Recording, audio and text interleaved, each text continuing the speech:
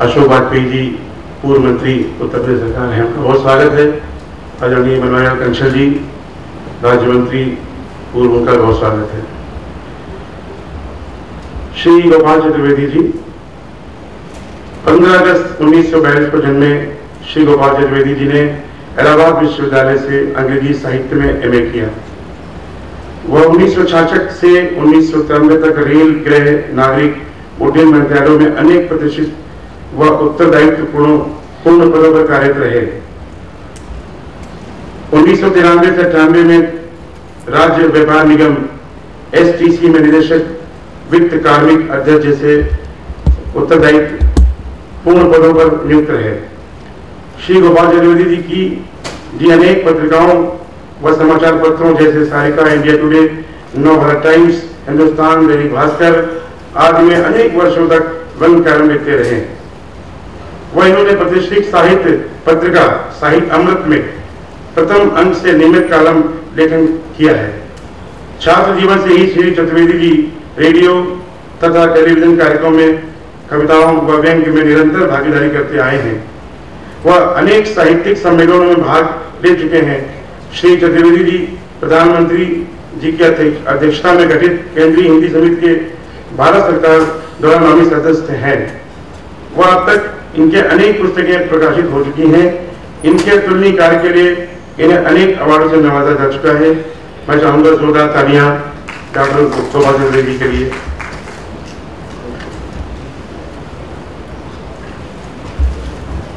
और धीरे धीरे मैं देख रहा हूं कि लोग आते जा रहे हैं और ये हिंदी संस्थान आप गवाह बनेगा गुरुवत सम्मान के लिए, जो कि help you education and charitable trust आज करने जा रहा है। हालांकि मुझे आपने हमेशा गाते हुए देखा होगा, आज हमारे बीच में आदरणीय उदय प्रताप जी पधार चुके हैं, कार्यकारी अध्यक्ष उत्तर प्रदेश संस्थान। और मैं हर्षवर्धन अग्रवाल से गुजारिश करूंगा कि वो सभी महानुभावों को स्टेज पर आने का निमंत्रण दें और उन्हें सम्मानपूर्वक स्टेज पर ले आए।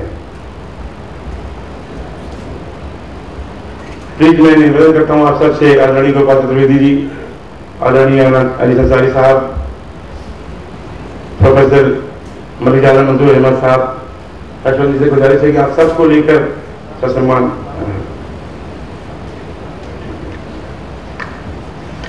श्री अली अंसारी जी,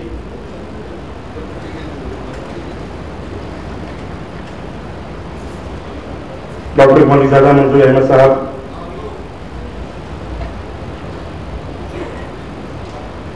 आदरणीय डॉक्टर सरला शुक्ला जी से निवेदन है कि भी मंच पर पधारें। मैं डॉक्टर रूपा अग्रवाल से जो प्रबंध ट्रस्टी हैं हेल्प यू ट्रस्ट की, उनसे निवेदन करता हूं कि उनको लेकर के मंच पर आए। डॉक्टर सरला शुक्ला,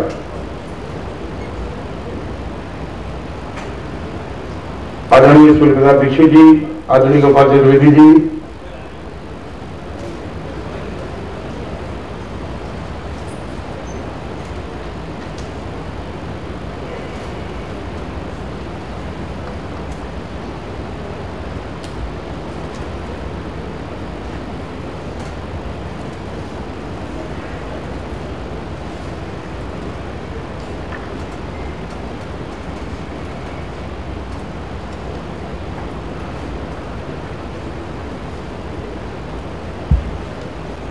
कुमारी बख्शी दीदी,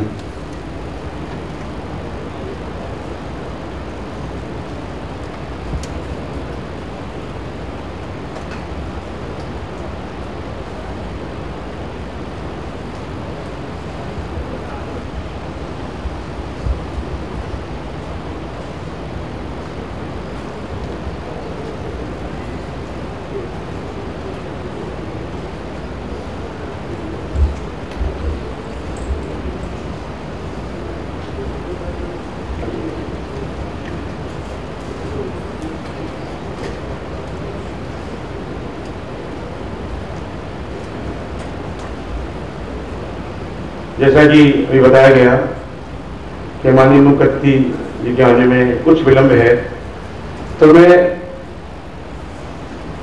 निवेदन करता हूं आदरणीय हमारी संस्था के प्रति और जो मेहमान यहाँ उपस्थित हैं उनको कहें। आदरणीय स्वरूप कुमारी बख्शी जी।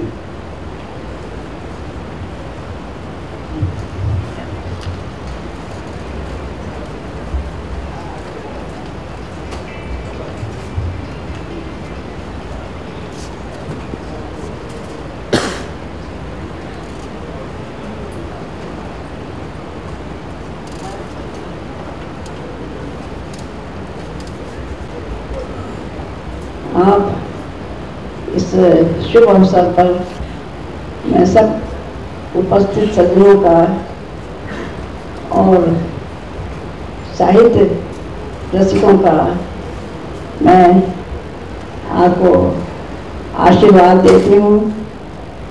आयुष्मान भव, सुखी भव, यशस्वी भव। और मुझे इस बात की बड़ी प्रसन्नता है कि मैं इस संस्था को में मुझे क्या कहते हैं बोलने का अवसर दिया और हेल्प यू संस्था एक यहाँ के विशेष नागरिकों की उच्च कोटि के नागरिकों की संस्था है।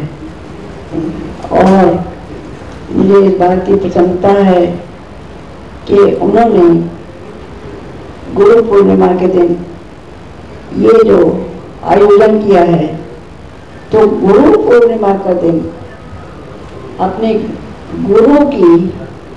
गुरु का आदर करने के लिए, उनको अपना सम्मान करने के लिए और उनके प्रति अपना उनके प्रति अपने विचारों को प्रस्तुत करने का कि बल्कि अपने हृदय में जो भक्ति भाव है, गुरु के प्रति जो भक्ति भाव है, उसका जो उन्होंने यहाँ पर इस संस्था ने आयोजन किया है, उसके लिए मैं उनको हार्दिक बधाई देती हूँ और शुभकामनाएं देती हूँ और अपनी इन भावना के साथ अपने आप को सम्मिलित करती हूँ। ये जब हमारे भारतवर्ष में इस संस्कृति का एक अपूर्व संस्कृति का जब उन्होंने उद्घोष किया और एको ब्रह्म द्वितीयो नास्ति, इसका उन्होंने मंत्र पूरे विश्व को दिया और पूरे विश्व को अपनी हस्ती से उनको अवगत कराया।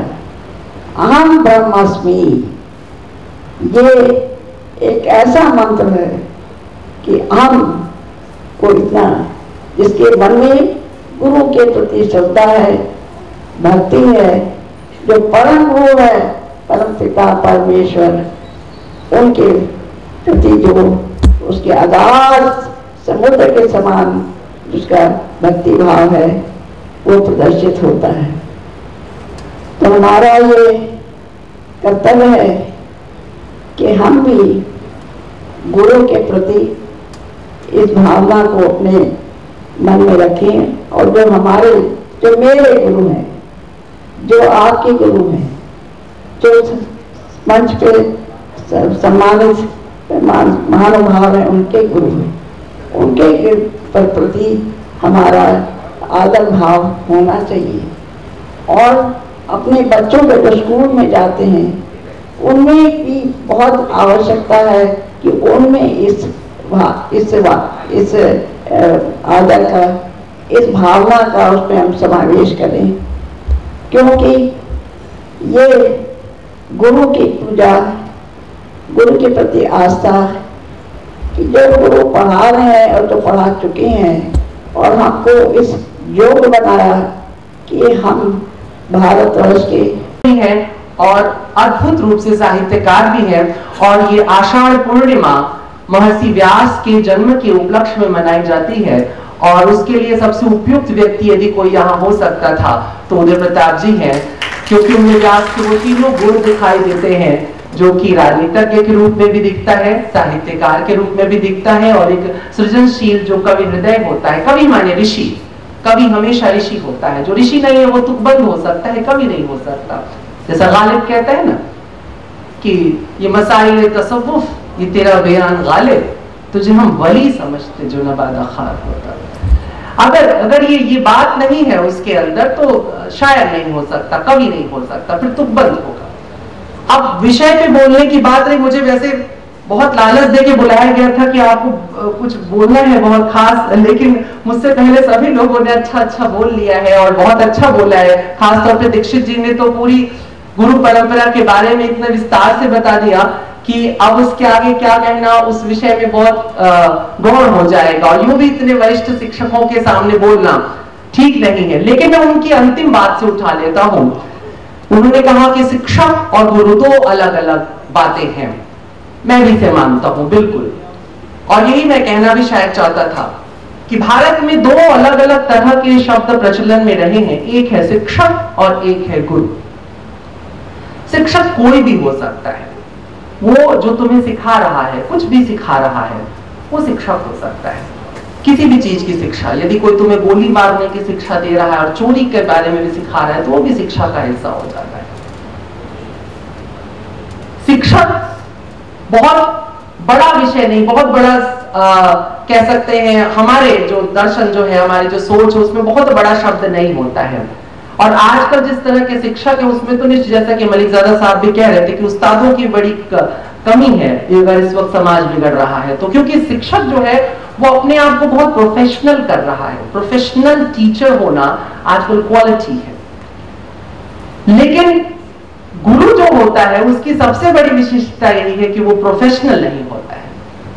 वो शिक्षा तो देता है, लेकिन उसकी शिक्षा में यह नहीं होता है कि मैं किसी को शिक्षित कर रहा हूं क्योंकि यह मेरा ड्यूटी है, मेरी कर्तव्य है, या यूं ही मुझे इसके एवज में कुछ दिया जा रहा है, बल्कि वो इसलिए शिक्षित करता है क्योंकि उसे लगता है वो उस पर ऋण की तरह है, और उसे जब तक ये चुकाता नहीं है, जब तक ये किसी अन्य को दे नहीं देता है, किसी सुपात्र तक पहुंचा नहीं देता है, अथवा और बढ़ करके कहूं जब तक किसी को सुपात्र बना नहीं देता है, तब तक उसके गुरु होने की भूमिका पूरी नहीं होती है।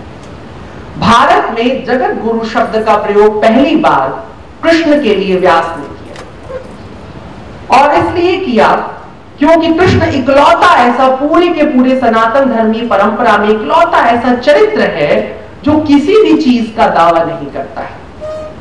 न वो राजनीतिज्ञ होने का दावा करता है, लेकिन उतना बड़ा राजनीतिज्ञ आप पूरे इतिहास में, पूरे विश्व के इतिहास में शायद ही खोज सके, पर वो दावा नहीं करता है कि मैं राजनीतिज्ञ हूं। वो अपने महारथी होने का दावा नहीं करता है, लेकिन शायद ही उतना बड़ा महारथी ढूंढा जा सके। वो अपने साहिरी के बारे में बात नहीं करता है, जादूगरी के बारे में बात नहीं करता, लेकिन उतना बड़ा मायावी भी नहीं ढूंढा जा सकता है। वो अपने दार्शनिक होने का दावा नहीं करता, लेकिन विश्व का जो श्रेष्ठ दर्शन ग्रंथ अगर आप कुछ गिनेंगे तो उनमें शायद सबसे महत्वपूर्ण नाम होगा श्रीमद् भागवत गीता, वह भी कृष्ण दे रहा है। वो अपने नर्तक होने का दावा नहीं करता है, लेकिन कृष्ण को सोचने भर से आपके शरीर में तरंगे पैदा होने लगती हैं, आप नृत्यरत होने लग जाते हैं। भारत में तो जितने भी नृत्य वो सभी कृष्ण को समर्पित होते हैं। वो गायक या संगीतकार होने का दावा नहीं करता है, लेकिन अजीब सा है कि कुरुक्षेत्र में खड़ा है और हाथ में बांसुरी लेकर के खड़ा है, ऐसा संगीतकार। इतनी सारी विशिष्टताएं और किसी भी विशिष्टता पर दावा नहीं, यह गुरु का मुख्य लक्षण होता है। गुरु अपनी सारी विशेषताओं को लगातार संप्रेषित करता रहता है बिना इस अहंकार के कि वह विशेष है। इसीलिए आषाढ़ की गुरु पूर्णिमा, आषाढ़ की पूर्णिमा को श्रेष्ठ पूर्णिमा के रूप में चुना गया, क्योंकि सभी पूर्णिमाओं में एकमात्र यही वो पूर्णिमा होती जिसमें चांद बामुश्किल दिखाई देता है। अमूमन बादल छाए रहते हैं, घनघोर घटाएं छाई रहती हैं। गुरु की भूमिका कुछ ऐसी ही होती है। वो जब भी समाज में आता है तो उसके आसपास एक विकराल विकट परिस्थिति होती है। वो धुंधलके के भीतर वो चमकता है, प्रकाशित करता है, उन मेघों को भी और उस मेघ के नीचे जो धरती सोई हुई है उसको भी। लेकिन विशिष्टता क्या है?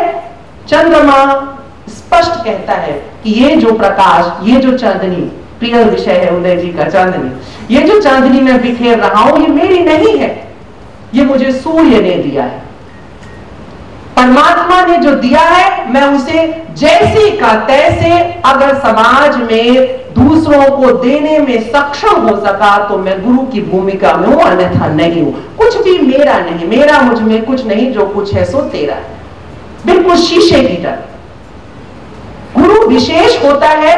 जैसा कि कहा भी कि आज गुरु के लिए भी ये विशिष्टता है कि गुरु को ये बार बार बोल के नहीं सिखाना पड़ता है। गुरु कह के सिखाए वो गुरु नहीं हुआ, वो गाइड हो सकता है, फिलोसोफर हो सकता है, गुरु नहीं हो सकता।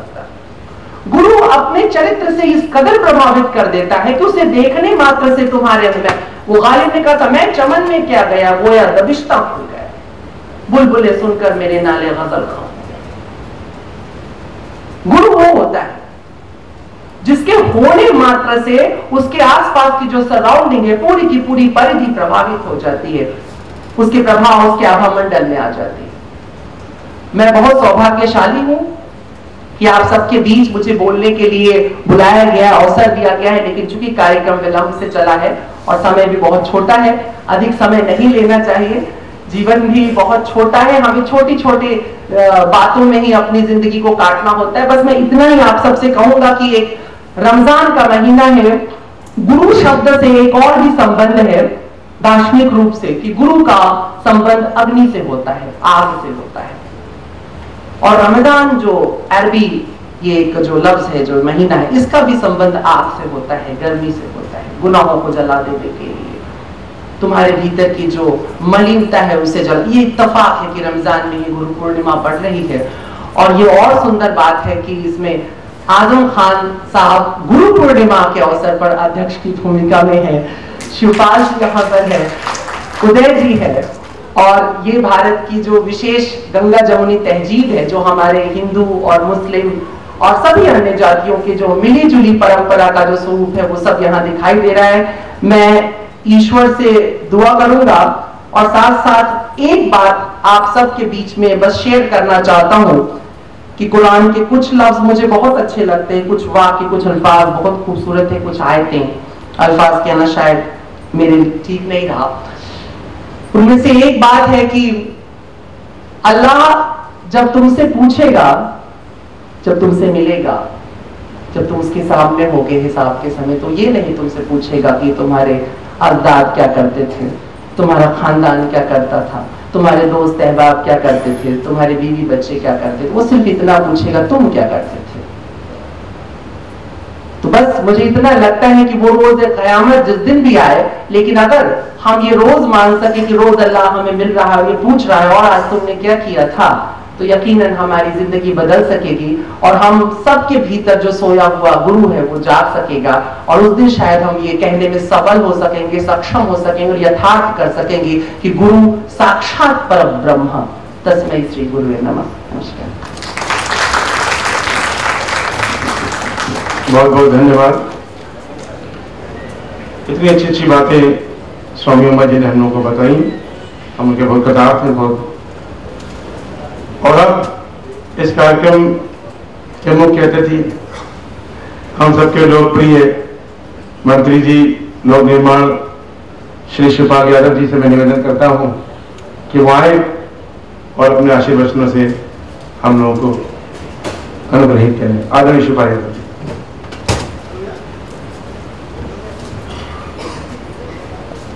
आज के कार्यक्रम के अध्यक्ष हमारे नेता आदरणीय मोहम्मद आजम खान साहब और हमारे गुरु आदरणीय उदय प्रताप सिंह जी, और गुरु हमने उमा साहब को भी माना है, अनिल संसारी साहब, अशोक वाजपेयी जी, मलिक मंसूर राजा जी, सरला जी, चतुर्वेदी जी, स्वरूप रानी बख्शी जी और यहाँ उपस्थित सभी भाई और दोस्तों, पत्रकार बंधु,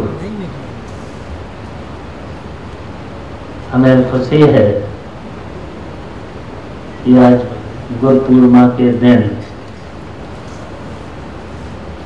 हमें अपने गुरु जी का आशीर्वाद मिला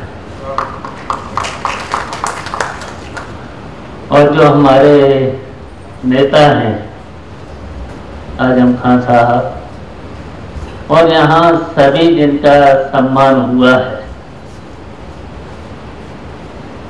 हम बधाई देना चाहते हैं हर्षवर्धन अग्रवाल जी को,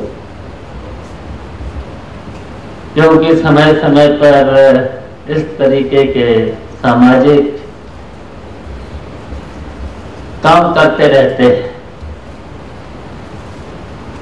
और समाज में ऐसे काम होते रहना चाहिए। और फिर गुरुओं का सम्मान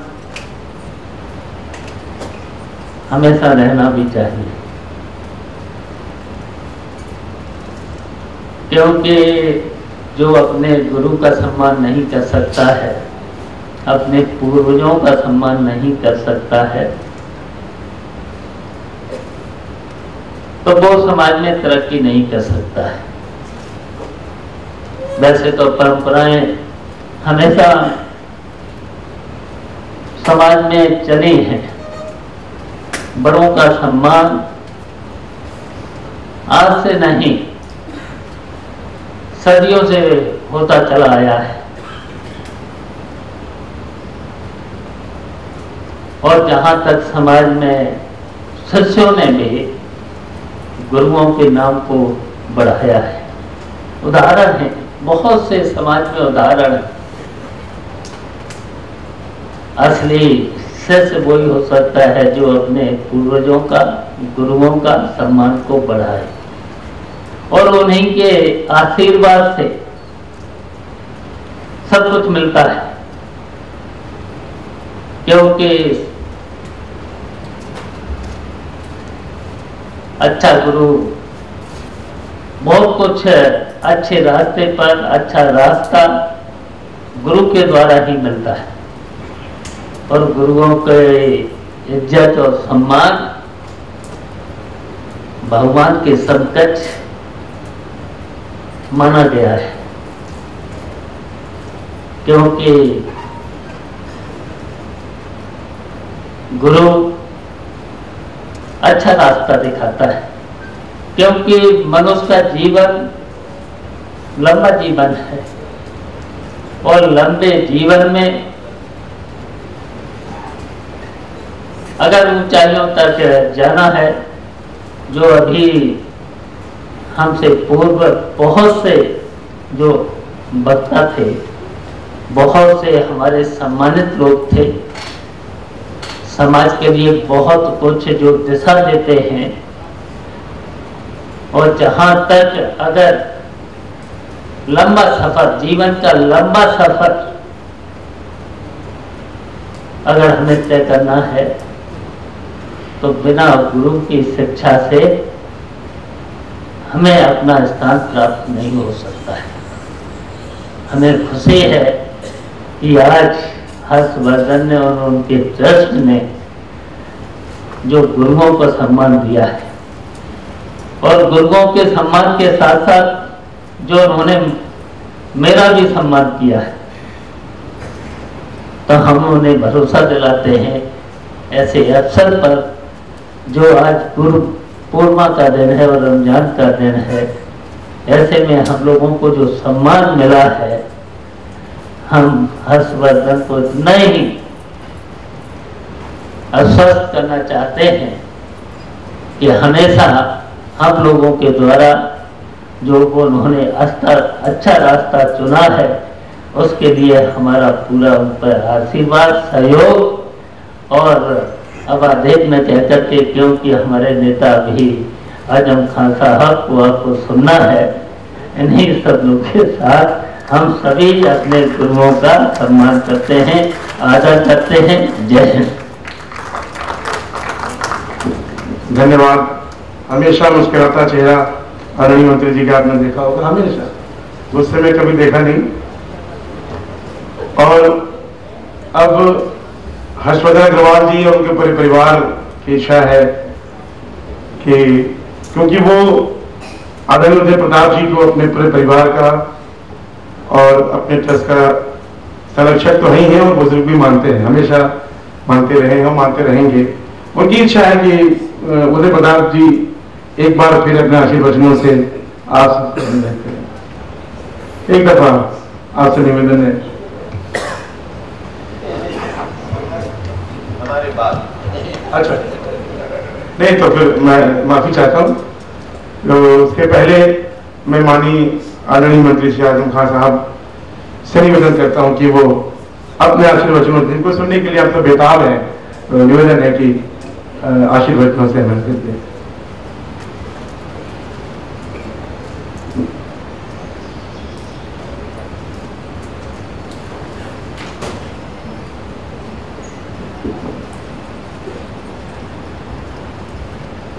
मेरे लिए बहुत ही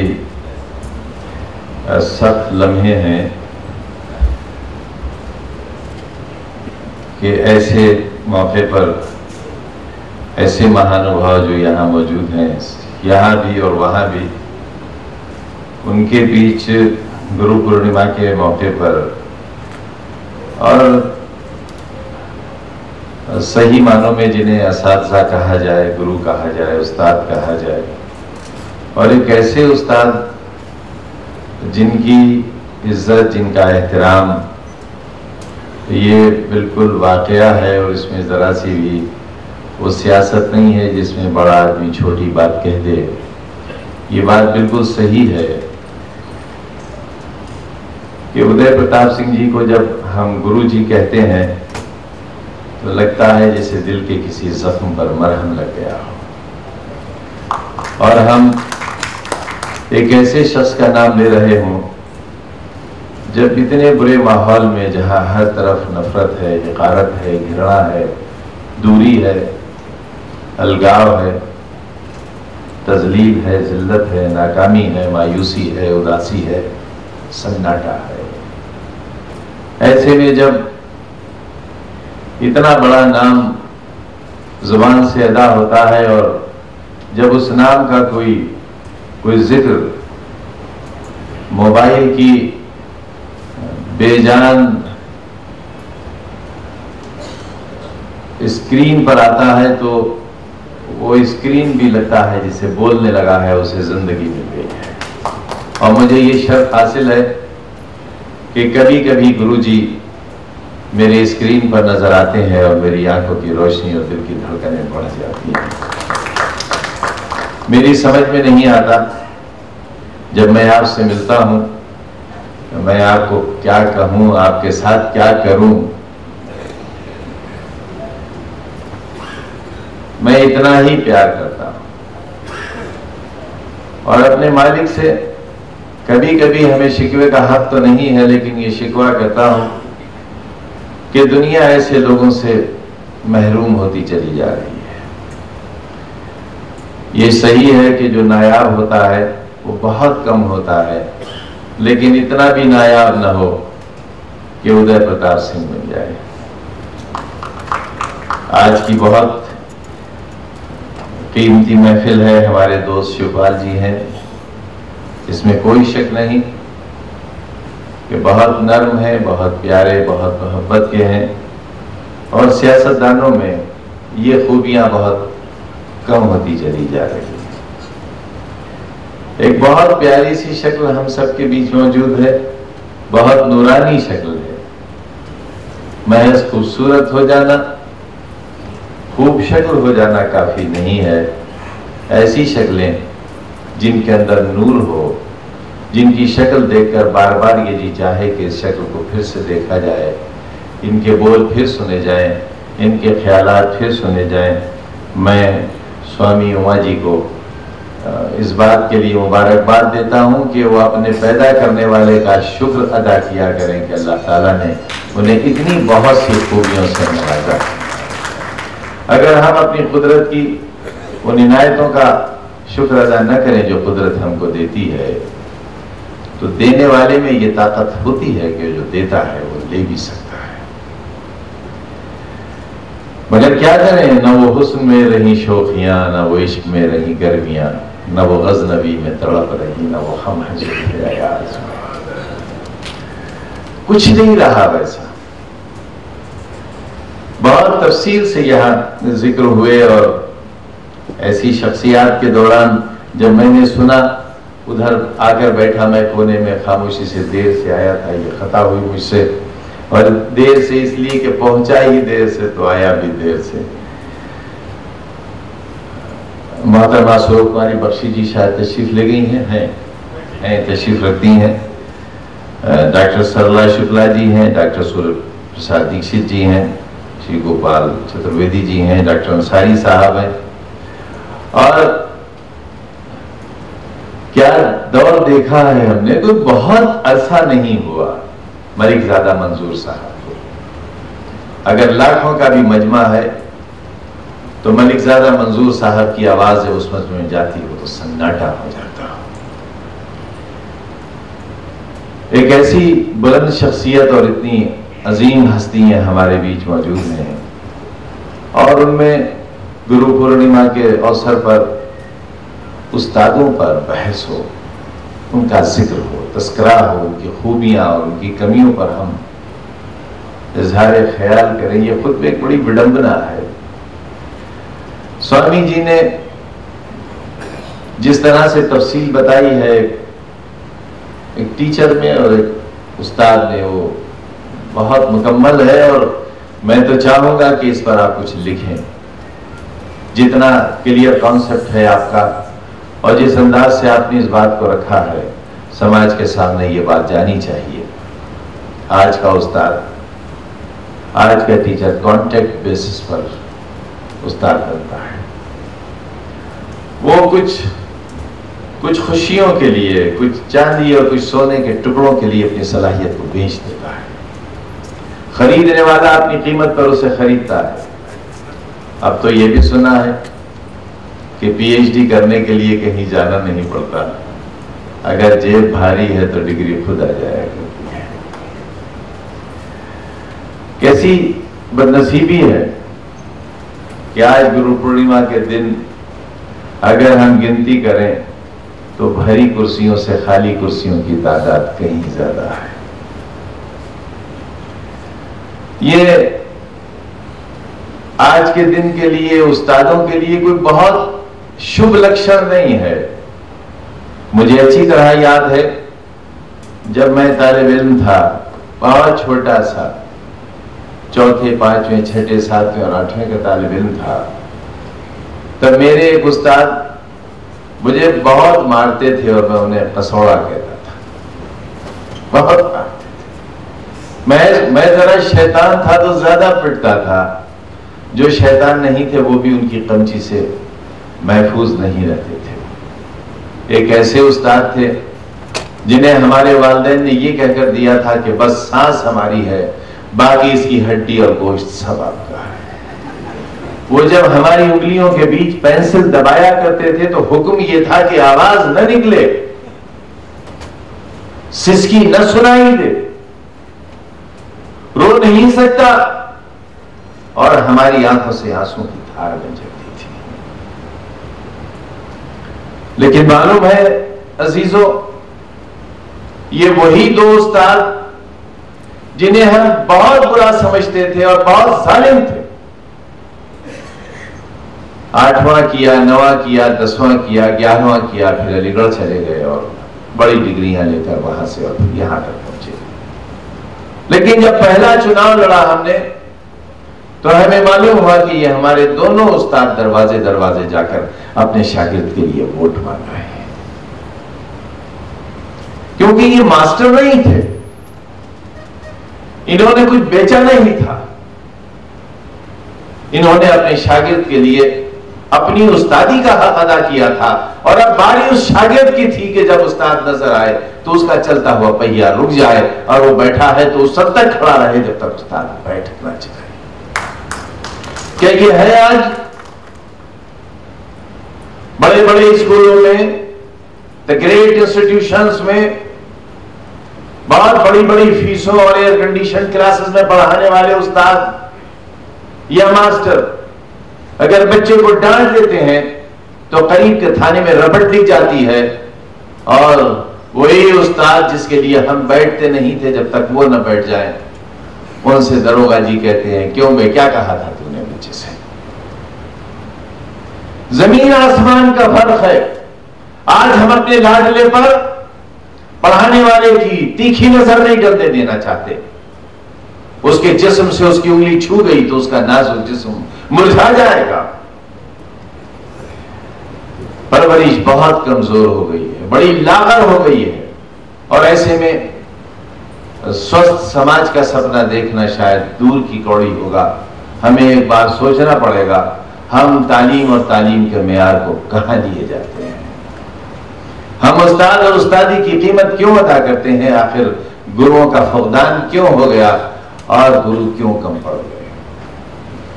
आपने पुराने हकीम और यौम आखिर का तस्करा किया है।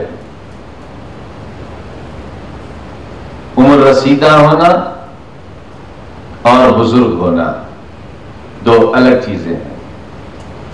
बूढ़ा उम्र से होता है और बुजुर्ग इल्म से होता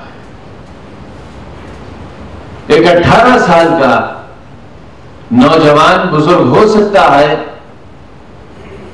एक 100 साल का बूढ़ा सिर्फ बूढ़ा होता है अगर उसमें बुजुर्गी नहीं है। हमारे यहां इमामत का हक सिर्फ उसको हासिल है जिसमें बुजुर्गी हो, बूढ़ापन हो या ना हो। लिहाजा रोज़े आखिर सिर्फ यही नहीं होगा कि तुम क्या लेकर आए हो अपने बस्ते में, बल्कि एक दूसरे से आंखें मिलाने का हक इसलिए नहीं होगा कि आंखें हमारे सामने नहीं होंगी, वहां होंगी जहां ना कोई रिश्ता नजर आएगा, ना कोई वास्ता, ना कोई ताल्लुक। न मां बेटे को देख सकेगी, न बेटा मां को देख सकेगा, न बाप को देख सकेगा। सिर्फ आमाल नामा उसके पास होगा और हिसाब लेने वाला उसका मालिक होगा। उस दिन क्या होगा ये तो नहीं मालूम, लेकिन जो भी कुछ होगा वह हम सबको लर्जाने के लिए बहुत काफी होगा।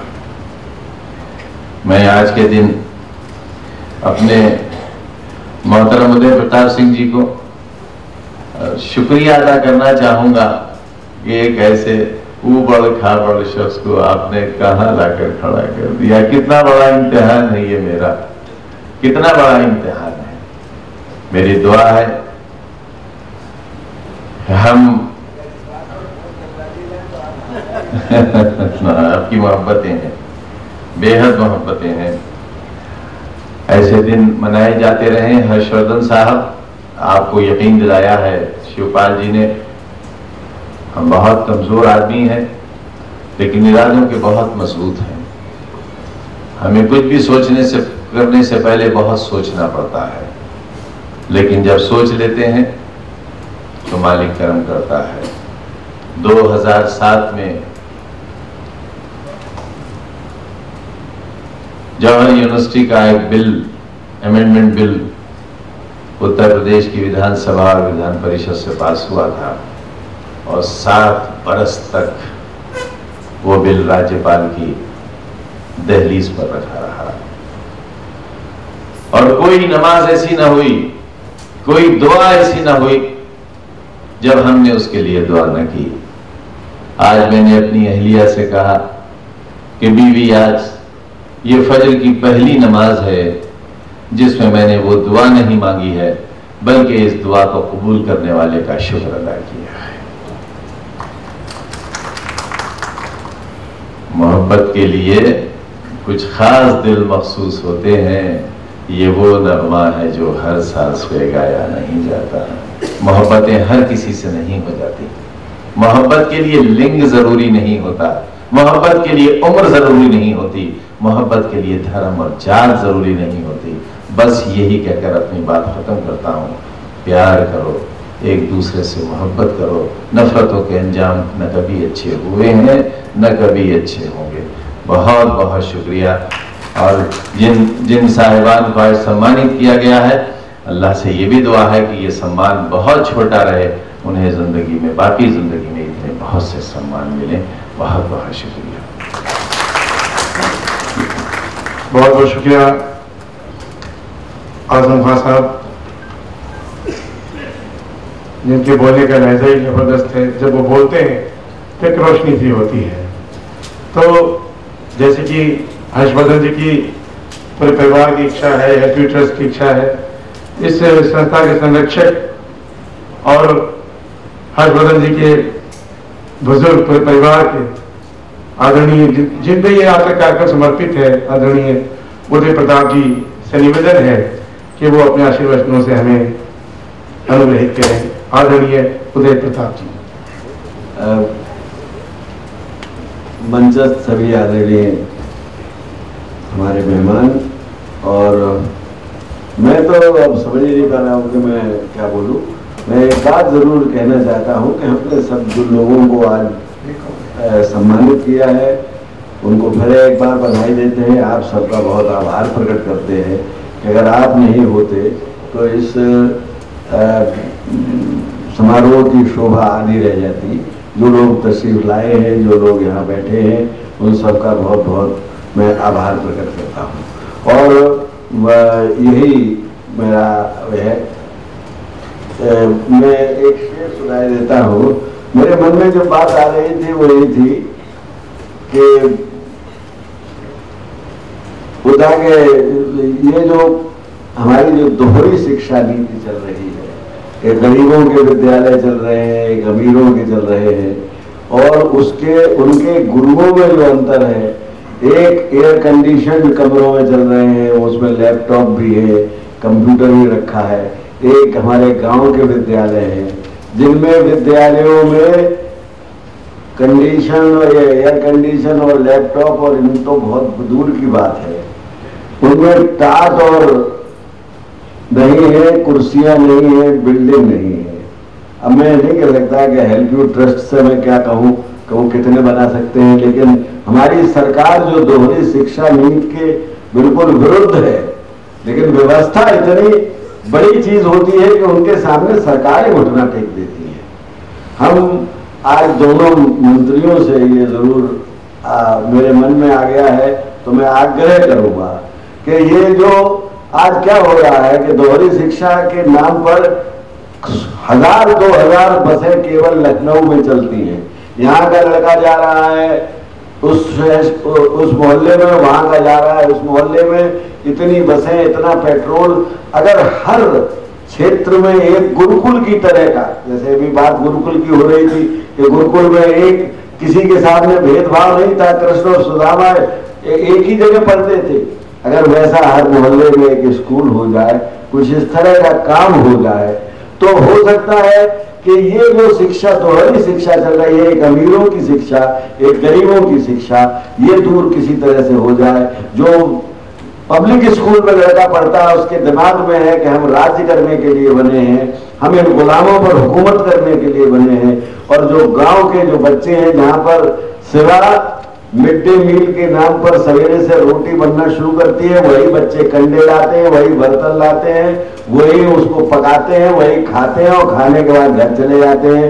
न उनकी कोई पढ़ाई होती है, न लिखाई होती है। ये एक बहुत कड़वा सच है जिसे हम सब जानते हैं। तो आज गुरु पूर्णिमा का दिन है। मैं ये चाहूंगा कि एक ऐसा और बड़े बड़े सशक्त दोनों, एक ऐसा जरूर कोई कदम उठाया जाए कि हमारे गांव की जो शिक्षा है, वो हम ये नहीं कह सकते कि इनको बंद कर दिया जाए पब्लिक स्कूल्स को, लेकिन अगर गांव की इसको हम नहीं कह रहे, जाने कितने कमीशन बैठे हैं, 7-8 कमीशन बैठे हैं जिन्होंने कहा है कि नेबरहुड कंसेप्ट ऑफ स्कूल। आज गुरु पूर्णिमा है, हम गुरुकुल की बात याद कर रहे हैं, तो गुरुकुल की नकल क्यों नहीं कर सकते? अगर नेबरहुड कंसेप्ट ऑफ स्कूल का मतलब है कि एक मोहल्ले में एक अच्छा स्कूल हो, उसमें गरीब का बच्चा भी पढ़े, अमीर का बच्चा भी पढ़े, जैसे पढ़ते थे, तब मुझे अपना वो शेर याद आ रहा है कि ये कह के नई रोशनी रोएगी एक दिन, अच्छे थे वही लोग पुराने ख्याल के। तो पुराने ख्याल के जो लोग थे, पुराने विचार के थे, उनमें सब कुछ बुरा नहीं था, कुछ इतना अच्छा था कि उसको आज भी हमको ग्रहण करना चाहिए। मैं ये क्योंकि हेल्प यू ट्रस्ट बड़ा काम कर रहा है, इसलिए मैं कह रहा हूं आपसे कि अगर हो सके, ये आप तो करते ही है, कोई छोटा ऐसा स्कूल हो जहां गरीब लोगों के बच्चे पढ़ते हो, वहां भी हम मदद कर सकते हैं। मैंने ऐसे ऐसे स्कूल देखे हैं जिनमें बच्चे अपना टाट पट्टी खुद लेके आते हैं। अब जब ये दो तरह के धाराएं बनेगी, ये धाराएं ज्यादा खतरनाक होंगी सांप्रदायिक धारों से। एक उस स्कूल का पढ़ा हुआ बच्चा और एक इन पब्लिक स्कूलों का पढ़ा हुआ बच्चा, जहां 5-5 लाख रुपया एक एक बच्चे पर खर्च आता है साल में। एक मॉडर्न स्कूल दिल्ली में है, बारह खंबा रोड पर, मॉडर्न स्कूल, DPS नहीं, मॉडर्न स्कूल है। उसमें एक बच्चे के ऊपर एक साल में 5 लाख रुपया खर्च होता है, और जबकि ऐसे बहुत से सैकड़ों ऐसे प्राइमरी स्कूल होंगे जिनकी पूरी जिंदगी में 5 लाख क्या, साल में उन पर 5,000 रुपया खर्च नहीं हो पाता अध्यापकों के वेतन के अलावा। तो ये जो है, हम जब आज गुरु पूर्णिमा को बैठे हैं और इतने विद्वान और इतने वरिष्ठ लोग बैठे हैं जिन्होंने रास्ता दिखाया है, हम भी सब कुछ सोचें और इसके ऊपर कुछ करें। ये मेरा आपसे आज के दिन प्रार्थना है। मैं आप लोगों का बहुत बहुत धन्यवाद सर, बहुत बहुत शुक्रिया। और अब अपनी संस्था की ओर से मैं डॉक्टर श्री हर्षवर्धन अग्रवाल जी से मैं निवेदन करता हूं कि कुछ ऐसे महानुभाव हैं जो हमेशा समय समय पर हेल्प यू ट्रस्ट को योगदान करते रहते हैं, मदद करते रहते हैं। अच्छा, एक अनुरोध और है कि एक रचना, चलिए सब लोगों का कहना है, एक मैं छंद सुना देता हूँ। एक छंद मैं सुना रहा हूँ आज के दिन, कि मैंने अभी सुनाया भी था। 2 छंद सुना देता हूँ सिर्फ। पहला छंद में ये सुनाता हूँ कि हम लोग मृत्यु से बहुत डरते हैं, और एक मेरा छंद है कि होनी निज हाथ में लिए है एक काल चक्र, जिसके समक्ष झुक सूर्य चंद्रमा गए और कांपते थे जिनके प्रताप से दिगंत, वे नगन से अतीत के अथाह में समा गए, और शूरवीरता में जो अजय कीर्तिमान रहे, अंगद का पांव इतिहास में जमा गए, और चुटकी बजी जो काल की तो वहीं तत्काल जिंदगी की बागडोर मृत्यु को थमा गए। तो क्या करें, क्या मौत से समझौता कर लें? इसलिए एक छंद सुना के खत्म करता हूं कि सांस खींचने के पूर्व ठीक से विचार लो कि सांस धारने की कौन नीति होनी चाहिए। मान या गुमान अभिमान का विधान हो, या कर्म में मनुष्यता प्रतीत होनी चाहिए। कांच के खिलौने जैसे छुई हुई जिंदगानी खूब सावधानी से व्यतीत होनी चाहिए, और भूल करना तो है मनुष्य का स्वभाव, किंतु मूल में तो भावना पुनीत होनी चाहिए। तो ये इस पुनीत भावना के साथ हम विदा लें। बहुत बहुत धन्यवाद। तो अंत में मैं थोड़ी देर और, क्योंकि हमारी संस्था सोशल, हम लोग कुछ ना कुछ काम करते हैं, तो मैं स्वयं इस ट्रस्ट का कल्चरल जो सांस्कृतिक जो भी होता है मैं देखता हूँ, करता हूँ, और इसके जो नेशनल चेयरमैन अनु बिरोटा जी, वजन सम्राट, तो हमको भी बहुत लोग मदद करते रहते हैं। जब हम लोग हर्षवर्धन जी साथ में जाता हूँ कहीं भी, तो लोग हमारी मदद करते हैं सोशल काम के लिए। उन लोगों में कुछ लोग जिनका सम्मान करना बहुत जरूरी है। तो मैं इसके लिए निवेदन करता हूँ आदरणीय श्री उदय प्रताप जी से, माननीय आदरणीय आजम खान साहब से, और माननीय शिवपाल जी से, और स्वामी उमा जी से, कि डायस के आगे आयत का कष्ट करें। और मैं बारी बारी सबको बुला रहा हूँ, तो और संस्था से निवेदन है कि उन्हें प्रति चिन्ह दे करके उन्हें सम्मानित करें। सबसे पहले मैं श्रीमती अर्चना दीक्षित जी से निवेदन करूंगा कि वो आए श्रीमती अर्चना दीक्षित जी। निवेदन करते आप डायस पे थोड़ा सा आगे आ जाए सब लोग।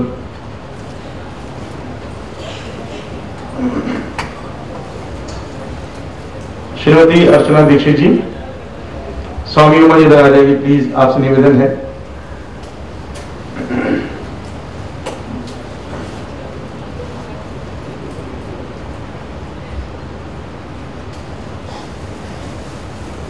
एक प्रतीक चिन्ह हेल्प यू ट्रस्ट की ओर से जरा तालियों से स्वागत करें भाई। और इसके बाद श्री जितेंद्र कुमार गुप्ता जी, प्रदेश अध्यक्ष स्थानीय निकाय, ये भी बहुत मदद करते हैं। सत सैया के दोहरे और नाविक के तीर, देखन में छोटे लगे पर घाव करें गंभीर। जितेंद्र कुमार गुप्ता जी, हरगोनी मेरे लिए आप बोलेंगे। आदरणीय मिथिलेश लखनवी जी,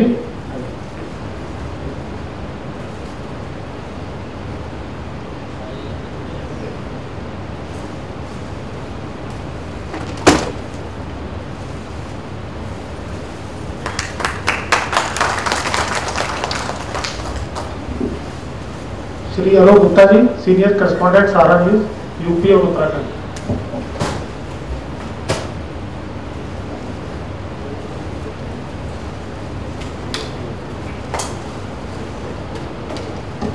आलोक गुप्ता जी औरैया से हैं, 10-12 सालों से लखनऊ में ये सीनियर करस्पॉन्डेंट है यूपी उत्तराखंड के सहारा न्यूज के। आलोक गुप्ता जी,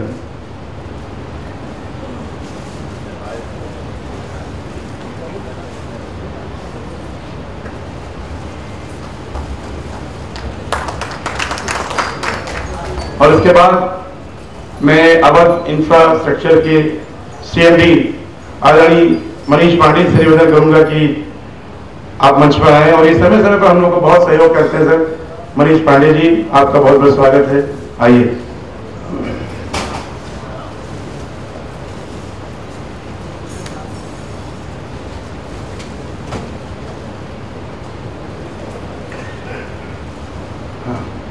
और इसके बाद दो प्यारी बच्चियां जिन्होंने भी अनाउंसमेंट किया और गाना गाया, निशा सिंह से मैं निवेदन कर गुजारिश करता हूँ आ जाए और आप लोग आशीर्वाद दीजिए।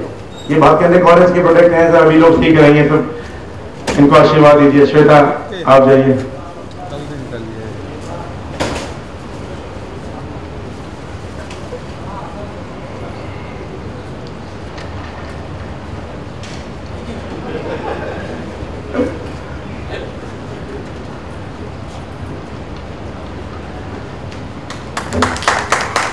और मैं यशोधन अग्रवाल से निवेदन करूंगा कि वहां के धन्यवाद ज्ञापित करें और सबको भोजन के लिए आमंत्रित करें। हर्षवर्धन अग्रवाल जी, आप सभी का बहुत बहुत धन्यवाद।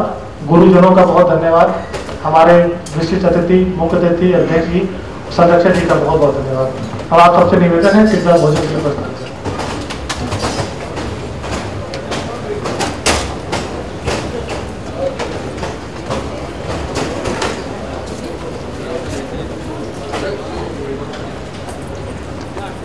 ये एक मिनट बस, ये तो आपके ब्रदर हैं, तो हमारे पकड़ लेंगे आपको धक्का दे रहे हैं। थोड़ा पीछे, थोड़ा हल्ला मत करो यार। केंद्र सरकार ने मदरसों के लिए 100 करोड़ रुपए का जो फंड दिया, उसको लेकर कहा जा रहा है कुछ 50 पैसा बच्चा मिल जाएगा। 125 करोड़ का हिंदुस्तान है, 50 पैसा बच्चे के हिस्से में आएगा। उसका हमें धन्यवाद कहना चाहिए। लेकिन मोदी जी के इस 50 पैसे को भी मुसलमान लेने से इनकार कर रहे हैं। कई संगठनों ने इसका विरोध कर दिया कि 50 पैसे तो ले लेना चाहिए। माहौल खराब करने की कोशिश हो रही है, क्या कहेंगे? कुछ भी नहीं कहेंगे। अच्छे दिन आए हैं, जबान काट लें, हाथ काट लें, पैर काट लें, तो कानून उनका कुछ कर भी ना सके। होता है कि जो मतलब एम्प्लॉयमेंट की इसकी प्रॉब्लम होती है, तो उसको ये होता है कि एक सिक्योरिटी मिल जाती है। और पहले कोटा तो कर